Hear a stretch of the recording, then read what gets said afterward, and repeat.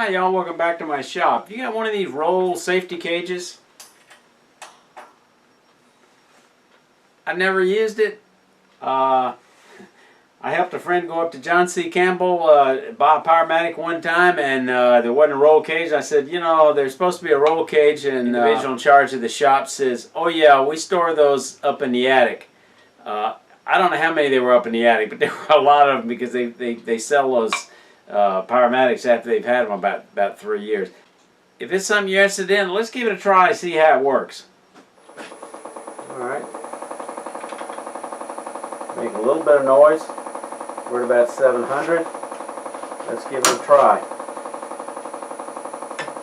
I'm just going to come in there and do some pull cuts.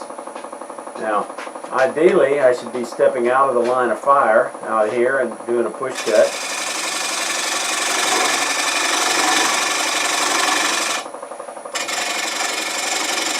Take very light cuts. This particular bowl has a severe crack in it. I would not turn it without this cage.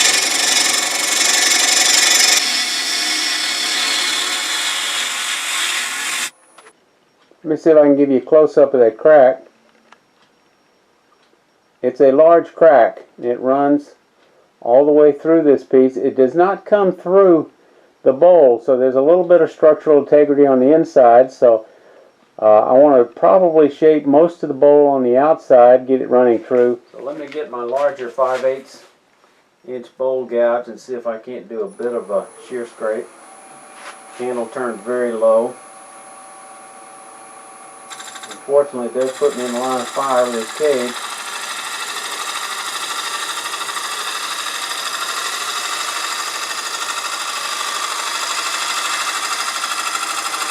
Now, one of the challenges here is this interferes with my regular dust collection hood, so I'm going to wet sand this using some shop-made, homemade sanding butter out of mineral oil and beeswax. I'm going to do a video on that one of these days.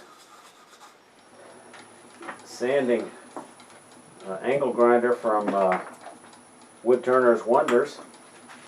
Got a nice profile, and it's got a nice trigger that I like. It's easier to control the speed than it is with that Harbor Freight model I have.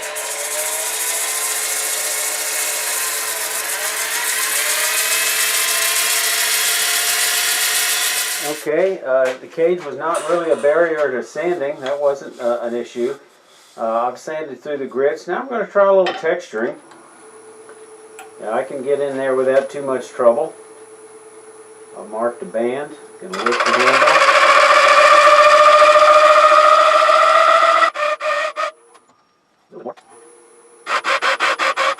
Go right in on top of that pencil mark, make it disappear. Go just a little bit, 1/8 of an inch, 1/16 of an inch, 1/8 of an inch, somewhere close. Alright. Alright, I'm going to use one of these dollar store pads that my buddy Mark Palma gave me, that he uses, that he gets from the dollar store. Whoop, better hold on to it. Alright, I'll get that later. Let me get the model tried and true. Just hold on a little tighter. Just get rid of any frizzies. Burnish it a little bit. Okay, now we're ready to reverse this and do the inside. Okay, the cage doesn't interfere at all with my operating the chuck. I'm going to switch to a smaller gouge with a little less contact, steel contact in wood, with fragility. I'm just going to go back and forth.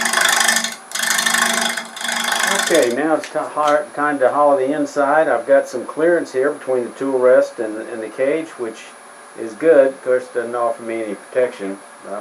I'm in front, so this time this is a little less scary. Alright, come in with that bevel going straight in.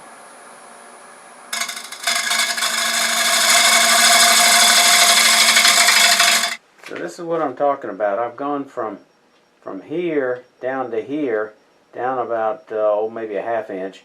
Now I'm starting on the next step, take this from here down to here, and then we'll just work it around a little bit at a time.